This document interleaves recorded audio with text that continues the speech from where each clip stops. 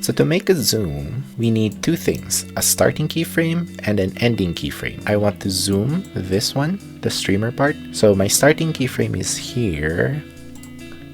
And then I want it to end somewhere around here when they drop the penguin. There we go.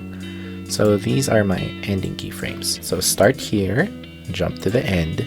So what I want is it zooms in. So I make the zoom go bigger. Let's say 4.6. I adjust the position so it's centered. And let's see. So starting keyframe. You shall be the sacrifice. And then that's the ending keyframe. Another way I use slow zooms is, for example, here. Well, too bad. I usually do it when there's not really long silences, but when the streamer is losing their minds. Same thing, starting keyframes, then at the end, ending keyframes. So let's zoom in.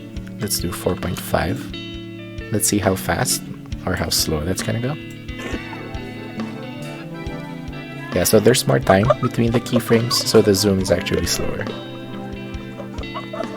So if I want this one to disappear, so I can add an ending keyframe here on just position because I want it to move upwards, and then starting here. So they're not really just zooms, they're basically if you want to move things around slowly.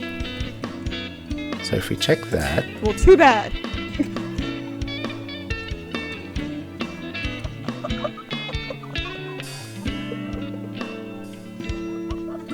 that's a slow zoom.